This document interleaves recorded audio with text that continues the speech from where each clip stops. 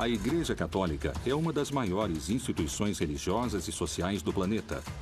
Por causa da sua estrutura hierárquica, da organização do trabalho, da administração do patrimônio e das suas atividades lucrativas, muitos a consideram como uma das empresas internacionais mais importantes. La Chiesa oggi si muove come una merchant bank. Qual é o verdadeiro poder econômico dessa instituição? Como foi que ela gerou tanta riqueza? Nella Banca Vaticana sono stati riciclati i soldi della mafia. Qual é a função do Banco do Vaticano e de que forma ele destina seus recursos? As riquezas do Vaticano são investidas onde se realiza a lavagem de dinheiro. Il Vangelo non scrive da nessuna parte che gli apostoli e i successori di Pietro devono costruire una banca. Como foi possível que da austeridade de Jesus tenha surgido um império econômico daquele tamanho? O Estado do Vaticano nasceu em 1929, a partir do tratado entre o Papa Pio XI e o regime de Mussolini. Ho scoperto che per diventare santo è un'operazione che costa anche 100, 200, 300, 400, fino a 600 mila euro. A igreja acabou se tornando algo enorme. A igreja começou o milênio enfrentando grandes dilemas que podem determinar o seu futuro. Muitos religiosos e sacerdotes não dão testemunhos de coerência entre o que dizem e o que fazem. Il cardinale Tarcisio Bertone ha ristrutturato la propria casa spendendo $500.000 dei soldi di un ospedale che dovrebbe spendere quei soldi per le malattie dei bambini piccoli. Será que o Papa Francisco é a solução para os atuais problemas dessa instituição? Papa Francesco è stato eletto esclusivamente con questo obiettivo: riformare la curia romana, che era ormai arrivata ad un degrado di immoralità inconcepibile. Quais foram os motivos da sua eleição? Realmente o Sumo Pontífice administra os interesses da Igreja? Ou, como algumas pessoas asseguram, será que se trata de uma fabulosa estratégia de marketing que procura novos clientes?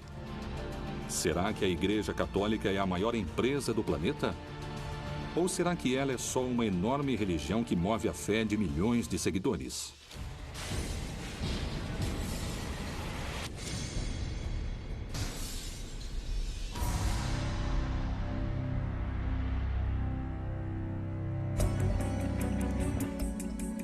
As fontes da riqueza e os ingressos monetários da Igreja são muitos e provêm de uma enorme lista de formas arrecadatórias. Esmolas, dízimos, primícias, pagamentos da administração dos sacramentos, batismos, casamentos, crismas, extrema-unção, heranças de particulares, aluguéis, investimentos e muitas coisas mais. Diferentes vozes críticas asseguram que a Igreja acumula em ouro o maior tesouro do mundo. Il Vaticano ha una ricchezza che vale oggi intorno ai 15 miliardi di euro, che sono più di 16-17 miliardi di dollari americani. Ed è una ricchezza che viene divisa in una parte finanziaria e una ricchezza immobiliare. Il patrimonio immobiliare a Roma vale più di 4 miliardi di euro. Mas como e de que forma nasce essa instituição e sua riqueza? O papado que existe a partir do começo do cristianismo, do século I, e, acima de tudo, aquele que existe a partir do século VI, vai ter cada vez mais riquezas ao longo da vida medieval. Por isso, nos séculos XIV e XV, acredita-se que 1/3 ou 1/4 de todas as terras europeias pertenciam ao papado. O Papa que está em Roma tem mais territórios do que qualquer rei ou governante da Europa nos séculos XIV e XV. Que motivo a Igreja usa para defender e conservar os tesouros artísticos e culturais de valor incalculável que ela possui? A Igreja tem a responsabilidade de cuidar do patrimônio artístico e o patrimônio humano, porque eles são nossas raízes. São um tesouro que ninguém pode tirar de nós. Seria uma pena se fossem perdidos por descuido. A Igreja tem o trabalho de preservar o patrimônio artístico e cultural. E muitas vezes ela não tem recursos para fazer isto. E é uma pena que nem sempre possam cuidar dessas obras de arte como elas merecem. Le carte dimostrano che il Vaticano ha proprietà immobiliari importanti anche in Inghilterra, a Londra per la precisione, a Bond Street, una delle vie più eleganti e quasi tutta del Vaticano. Il negozio dove c'è Bulgari è di proprietà del Vaticano. Como foi que a mensagem de unidade e de austeridade do Criador, a base da religião católica, foi se transformando em uma igreja com grandes quantidades de dinheiro e que muitos consideram ostentação?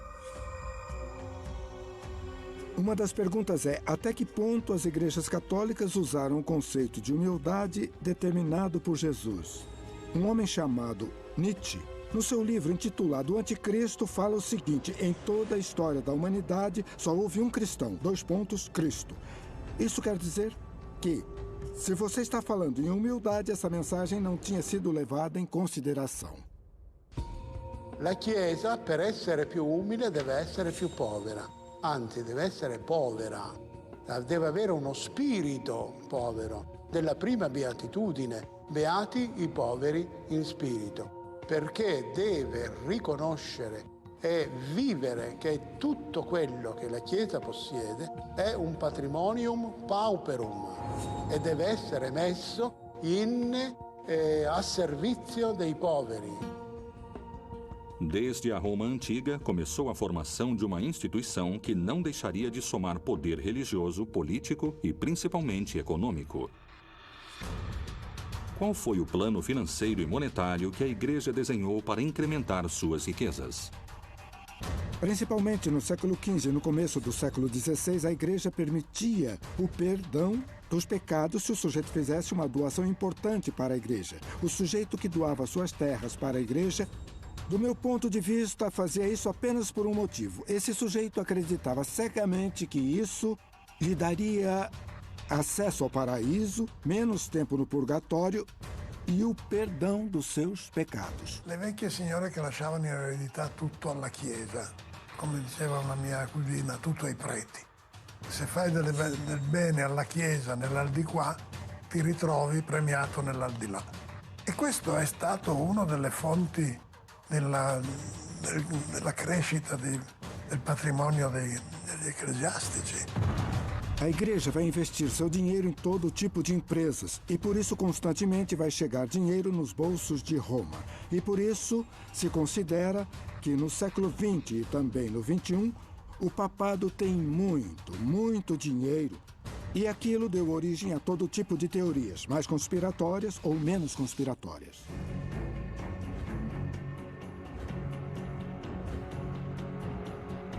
Com o passar do tempo, o clero foi incorporando novas formas de arrecadar dinheiro e bens para a Igreja. Qual era a relação entre a caridade e o pecado? A purificação das almas e o dízimo? Por que algumas pessoas afirmam que esse pode ter sido o novo jeito de ganhar mais dinheiro? As indulgências chegam ao extremo no final do século XV e no começo do século XVI, quando o Papa Júlio II queria criar um grande prédio que ficou conhecido como a Basílica de São Pedro. Para isto era necessário muito dinheiro. Então a pessoa ia lá, pagava uma cifra determinada e com isto seus pecados, de certa forma, diminuíam. Ci sono migliaia di cause di beatificazione, c'è un ministero apposta che si occupa soltanto di questo, che fattura centinaia di migliaia di euro tutti gli anni grazie a questo incredibile business. O Papa Francisco não quer só ser bom, ele quer que as pessoas vejam que ele é bom. Ele quer que ninguém ache que o fato de dar esmola em troca de uma bênção é uma espécie de negócio, uma espécie de especulação, como aquela que condenou Lutero, falando sobre o perdão, sobre as pessoas que davam esmola em troca de perdão. O Papa não quer que as pessoas paguem por sacramentos ou por bênçãos. Ele não quer ir à Igreja Católica porque elas acham que não tem dinheiro. Que ninguém pense que a fé católica deve ser comprada, que tem que pagar para batizar o filho ou para que o Papa lhe dê uma bênção. É a mesma mensagem que está no Evangelho. Jesus Cristo dizia: dai de graça o que de graça recebestes.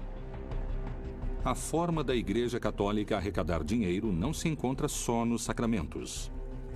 O que a Bíblia fala sobre o celibato e por que esta condição é considerada por muitos peritos como uma estratégia esperta para aumentar seu poder econômico? Nos primeiros séculos, nos monastérios, as ordens religiosas estabeleceram votos de castidade, mas o clero secular, o clero que vivia no mundo, para este clero, o celibato era uma coisa opcional. Na verdade, este celibato se torna obrigatório no século XI. Timóteo falou muito claro. Os bispos podem se casar. O padre pode se casar.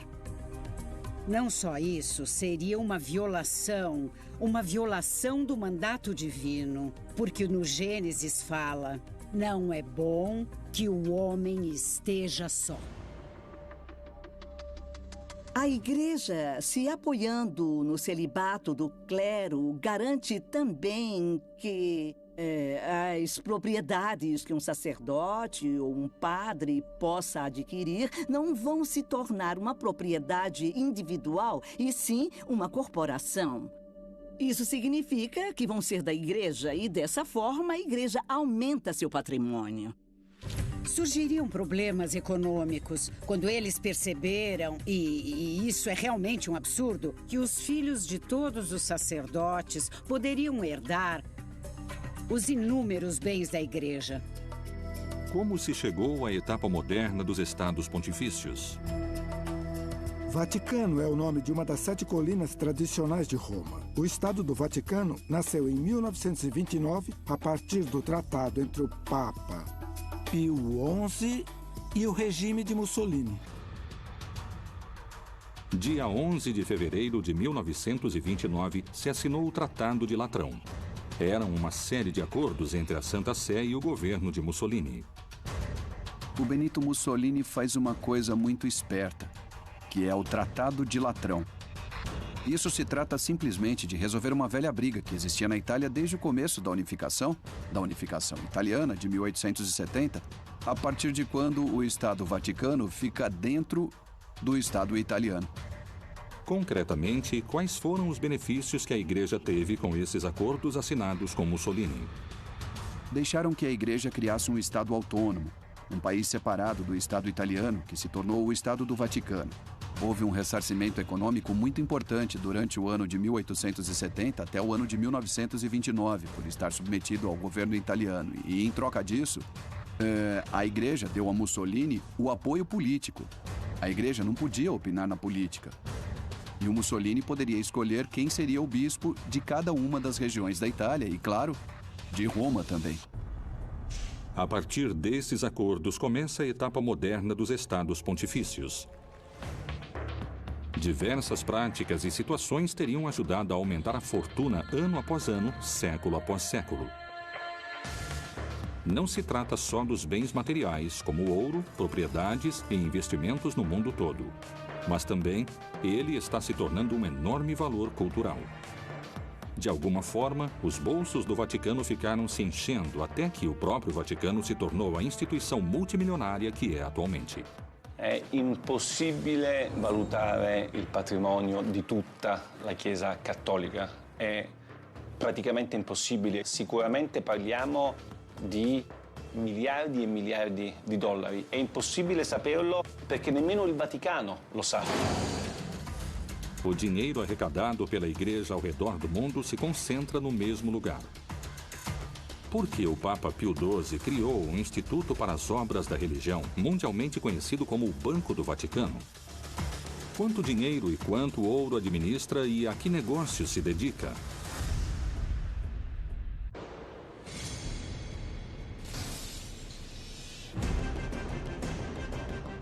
A incalculável fortuna da Igreja Católica se manteve em segredo entre os fiéis e as autoridades eclesiásticas. O que é exatamente o Banco do Vaticano e o que ele faz além de arrecadar? O Banco do Vaticano é uma instituição que foi criada para que as ordens religiosas, as instituições católicas, não tivessem seu patrimônio em poder de outros bancos que poderiam usar esse patrimônio para investimentos não éticos, talvez investimentos em armas ou na indústria farmacêutica especulativa, e também para facilitar as transações econômicas nos países em que a Igreja era perseguida. Non solo, il Vaticano ha moltissimi soldi che vengono fatti da donazioni, tipo l'obolo di San Pietro, o attraverso i guadagni che sono fatti dalla sua banca, i guadagni finanziari come lo IOR. Anche in questo caso questi soldi vengono gestiti in maniera secondo me piuttosto discutibile. L'obolo di San Pietro, per esempio, è una donazione che i fedeli di tutto il mondo fanno direttamente al Papa. Que benefícios econômicos teve a Igreja Católica com o Banco do Vaticano como ferramenta de investimento e arrecadação? As riquezas do Vaticano também são investidas em empresas onde, por meio de estudos das redes bancárias, podemos ver que si realizza lavagem di dinheiro. Nella Banca Vaticana sono stati riciclati i soldi della mafia, come ha dimostrato il Tribunale di Roma.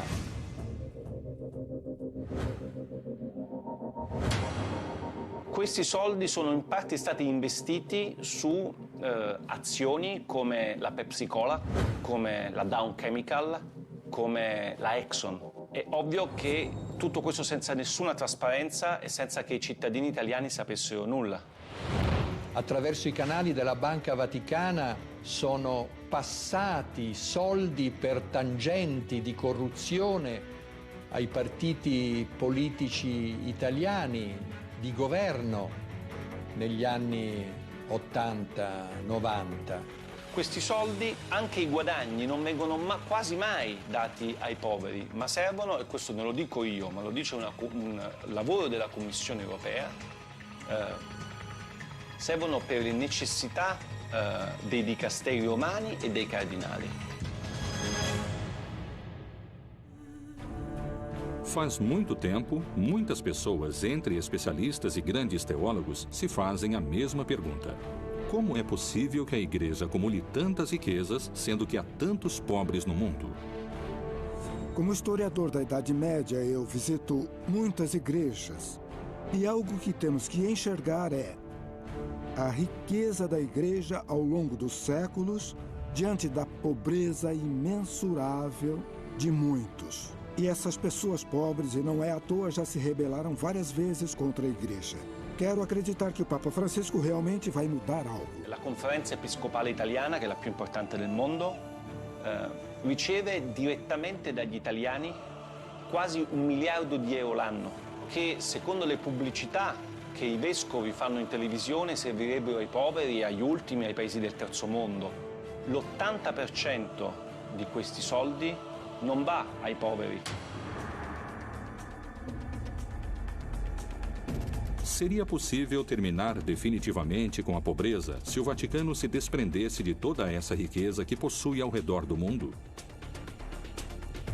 Vender as propriedades da Igreja para acabar com a pobreza do mundo seria útil, mas serviria só para disfarçar o problema, não é? Eu acho que o que o Francisco está fazendo é mudar a cultura. Isso significa fazer com que a situação, o ritmo de vida daqueles que têm mais poder no Vaticano seja mais discreto, mais exemplar.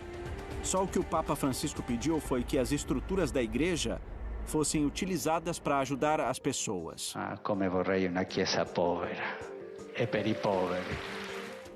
A partir da frase "uma igreja pobre para os pobres", começou uma campanha de Francisco para tentar combater a corrupção e fazer isso de forma eficiente. Secondo qualcuno che pensa che il Vangelo debba essere una sorta di guida, no? del Vaticano, e il Vangelo non scrive da nessuna parte che gli apostoli e i successori di Pietro devono costruire una banca.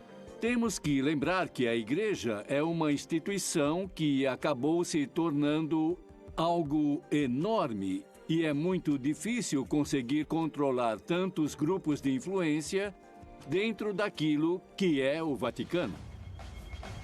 Para alguns críticos e peritos nesse assunto, a Igreja Católica funciona de forma parecida com as empresas multinacionais. La Chiesa oggi si muove come una merchant bank. L'Istituto per le opere di religione è la banca del Vaticano e controlla ancora oggi tutto il patrimonio finanziario della Santa Sede. Il problema è che lo IOR nel corso dei decenni è finito in tantissimi scandali, perché all'interno dello IOR hanno riciclato denaro i mafiosi, hanno riciclato denaro politici, imprenditori, tutte persone che non avevano alcun diritto, secondo le leggi del Vaticano, di avere i soldi allo IOR.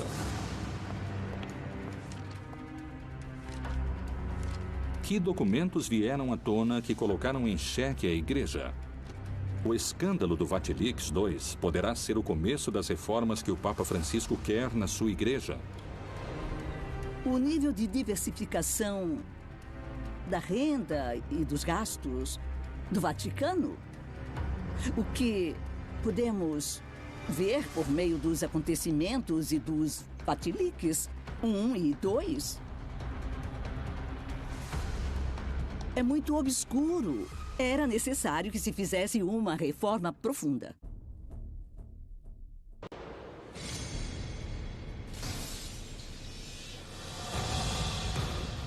Em 2015, o Vaticano sofreu um novo e polêmico vazamento de documentos secretos.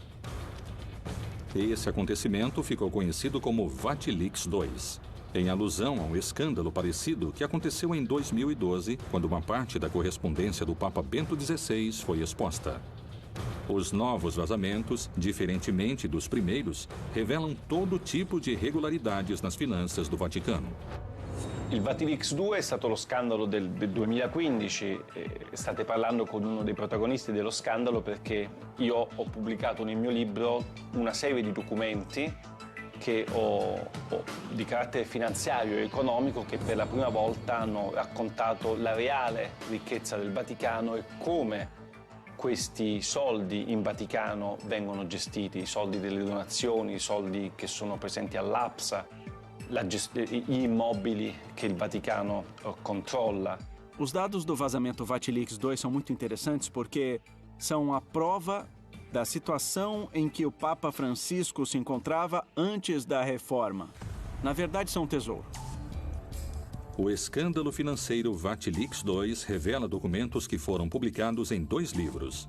Num deles, o autor Emiliano Fittipaldi denuncia irregularidades de todo tipo nas finanças da Santa Sé, apresentando o Vaticano com grandes problemas econômicos. Um buraco negro no sistema de pensões, corrupção por parte da Cúria, desvio de fundos e a completa ausência de transparência nos balanços da Santa Sé. Secondo il Vaticano sono state 2 le persone che mi hanno dato queste carte, Monsignor Valeco Balda, che è un monsignore spagnolo che era il segretario di questa commissione d'inchiesta, e Francesca Immacolata Chaqui, che era il membro di questa commissione. Essas 2 pessoas que foram contratadas pelo Vaticano para ajudar o Papa a fazer a reforma da Cúria Romana, essas pessoas se desviaram do caminho e fizeram algo que não deviam fazer.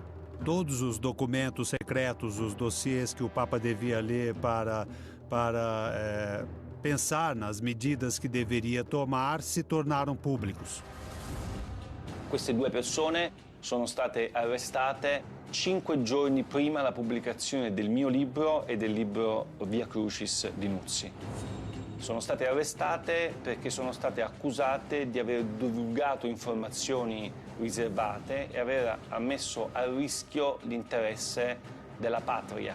Così dice la legge Vaticano. Os vazamentos desses documentos tornam a Santa Sé inocente ou culpada desse enorme escândalo. Quando eles foram publicados, já tinham se passado muitos meses depois que começaram a realizar algumas medidas para evitar esses problemas. Por isso, algumas pessoas consideraram que o vazamento desses documentos era uma forma de parar com essa reforma. E para outros, paradoxalmente, era uma forma de apoiá-la. Para o Papa Francisco, isto foi uma traição. Foi uma punhalada pelas costas. Vorrei dirvi anzitutto che rubare quei documenti è un reato. È un atto deplorevole che non aiuta. Quais são os fatos mais escandalosos que o Vatilix expôs? Cardinali di cui ho raccontato nel libro hanno, come il cardinale Tarcisio Bertone, ristrutturato la propria casa spendendo €500.000, dei soldi di un ospedale che dovrebbe spendere quei soldi per le malattie dei bambini piccoli. Invece lui ha preso, questi soldi sono stati dati al cardinale Bertone per ristrutturare la sua casa da 300 metri quadri. Il cardinale resta ancora, mentre parliamo, nell'attico, a godersi un attico bellissimo con un sistema Bose da €30.000 e con i marmi di Carrara nei bagni, mentre Valleco Balda, che ha soltanto dato queste informazioni, è in galera. Mi sembra, molto contraddittorio come tipo di azione da parte del Vaticano. Durante todo esse processo, aquilo que veio à tona foi que tudo isto era uma história de uma superficialidade quase insultante. Será que as revelações dos documentos vazados ajudaram a Igreja Católica na sua tentativa de demonstrar transparência? Ou isto foi um golpe para a fé que faria a Igreja perder fiéis ao redor do mundo? Rapidamente, os vazamentos enfraquecem o papado. Isto é, se nós tornarmos públicos os pecados de alguns sacerdotes, vamos estragar o prestígio dessa instituição tão valiosa que é a Igreja Católica.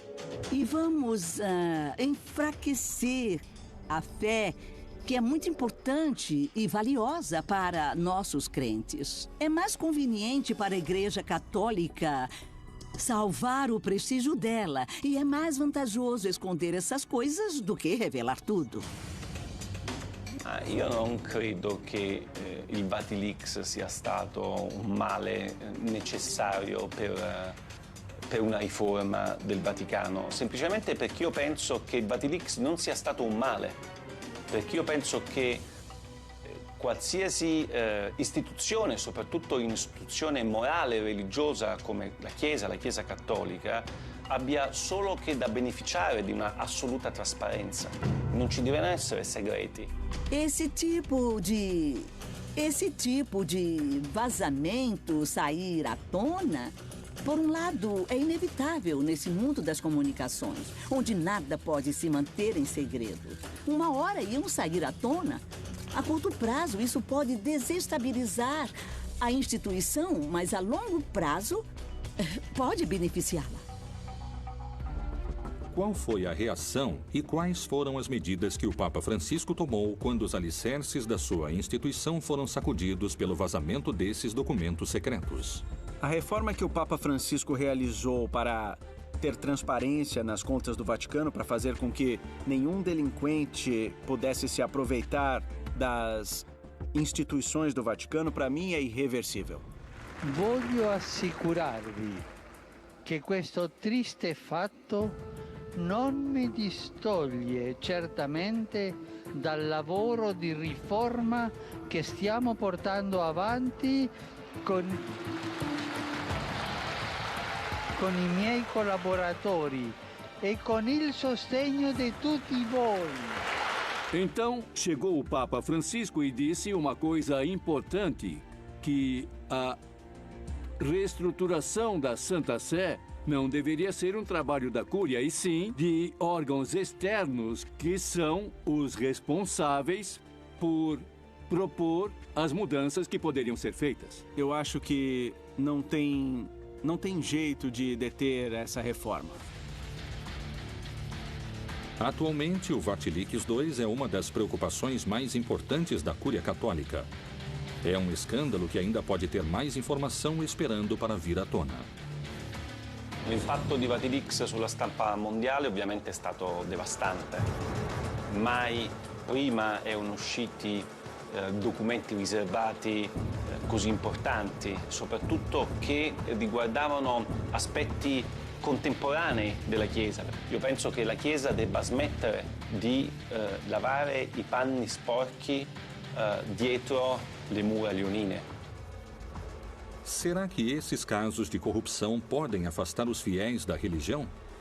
Essas revelações seriam motivos suficientes para perder poder dentro do vasto universo da fé? Hoje, um grande problema da Igreja Católica é que a autoridade perdeu a capacidade de criar credibilidade, de criar obediência e de criar continuidade. O que acontece é que a hierarquia católica e muitos religiosos e sacerdotes não dão testemunhos de fé e não há coerência entre o que eles dizem e o que fazem.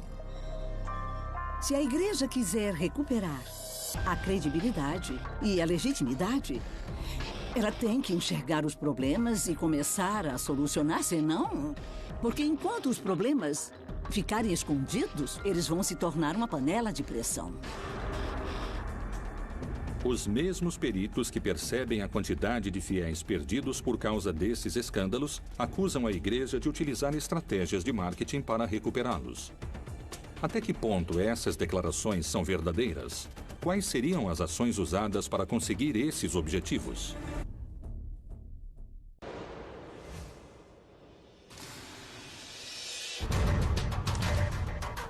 Os vazamentos dos documentos financeiros secretos, conhecidos como Vatilix II, não só abalaram a Igreja Católica, mas, segundo alguns especialistas e teólogos, também afastaram muitos fiéis ao redor do mundo. Será que a Igreja Católica criou uma estratégia de marketing com slogans de estilo publicitário e com uma fórmula para fomentar e somar seguidores? Por que algumas pessoas falam das aparições da Virgem, dos milagres dos santos e das canonizações como uma estratégia de marketing? A partir do século VIII, os católicos tinham a estratégia de utilizar os lugares sagrados dos povos dominados ou conquistados para colocar neles símbolos religiosos e católicos e, desse modo, começarem o trabalho pastoral. Conforme a Igreja ia evoluindo nos últimos anos, os papas destacaram cada vez mais a necessidade de levar santos a todas as comunidades. Aproximadamente no ano de 1357, numa igreja da França, começou a se exibir um manto com o corpo e o rosto de Jesus impressos. Depois deram esse manto à Santa Sé e ela o deixou na Catedral de Turim. Rapidamente, o sucesso trouxe um grande número de fiéis e também de detratores. Falam que esse manto é o tecido que cobriu Jesus quando ele morreu.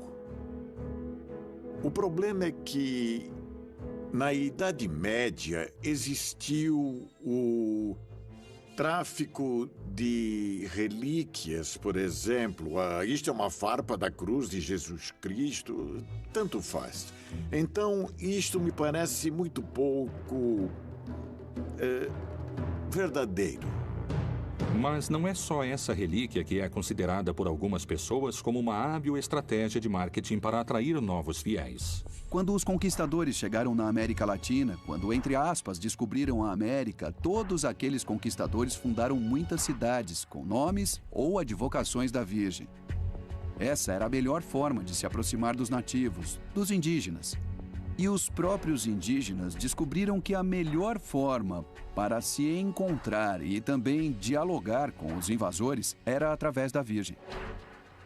Outro tipo de acontecimento que é difícil de explicar pela ciência são as aparições da Virgem.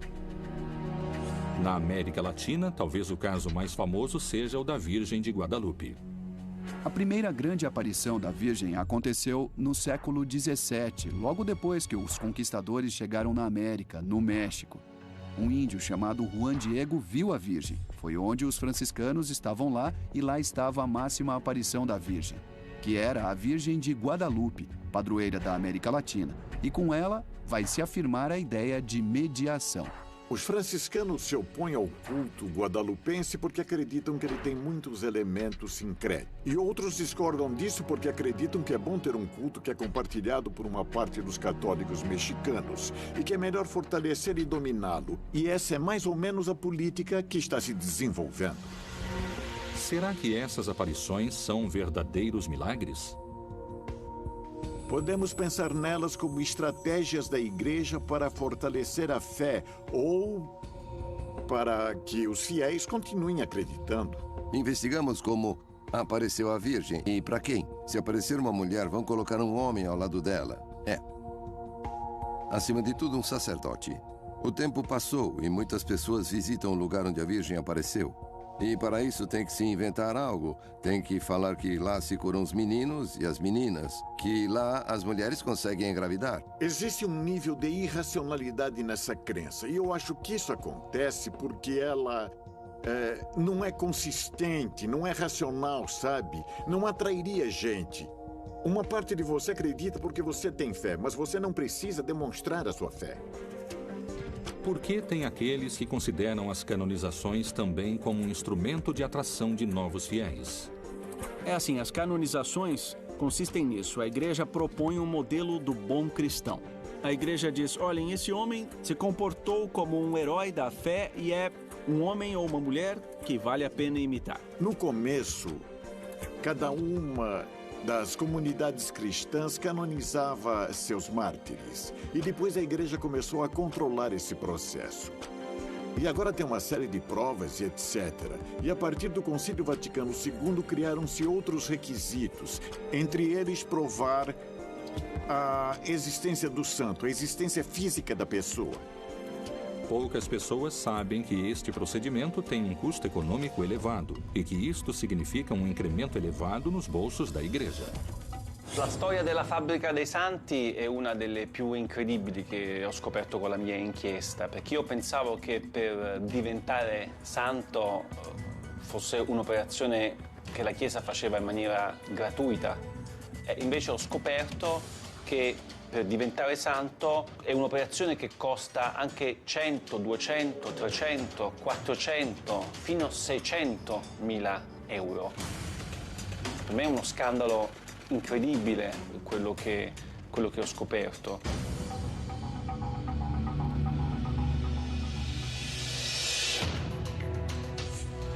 Relíquias de procedência duvidosa, visões milagrosas difíceis de comprovar e canonizações envolvidas em manobras econômicas apresentam controvérsias, dividindo fiéis e detratores. Por que os detratores asseguram que a eleição do Papa Francisco se trata da mais ambiciosa estratégia de marketing da história do Vaticano? Se realmente tiver uma estratégia de marketing envolvendo o Papa Francisco, eu gostaria de contratar esse estrategista de marketing para minha empresa, porque ele conseguiu mudar completamente a cara da igreja. Acredito que o estrategista de marketing da marca Francisco é Jorge Mário Bergoglio.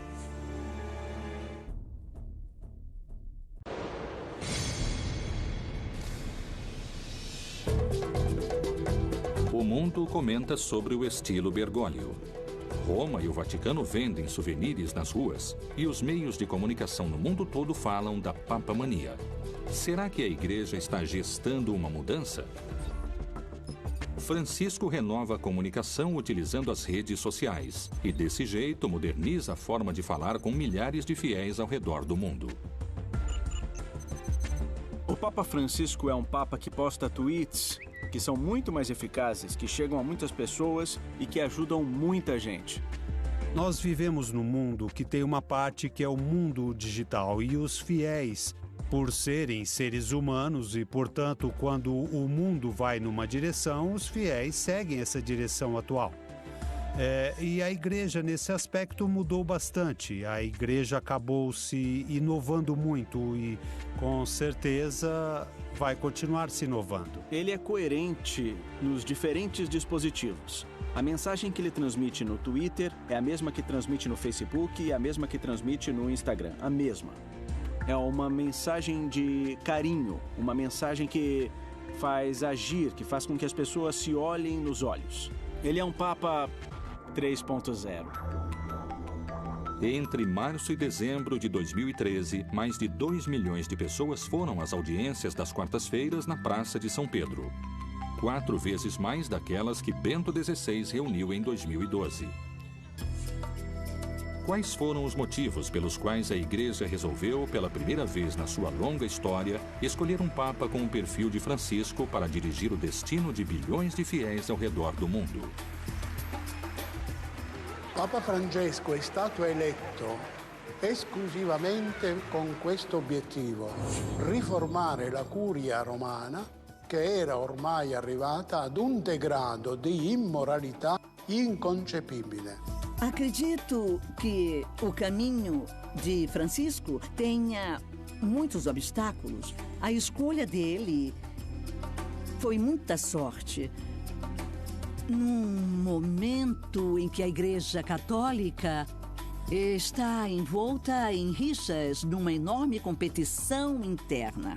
I gesti che lui fa sono importanti. Per esempio, pochi si sono resi conto del primo gesto che ha compiuto la stessa notte del 13 febbraio del 2013, quando è stato eletto. Affacciandosi al balcone, non aveva la mantella rossa né la stola con le insegne di Pietro e Paolo, ma era semplicemente vestito di bianco e si è presentato come vescovo di Roma.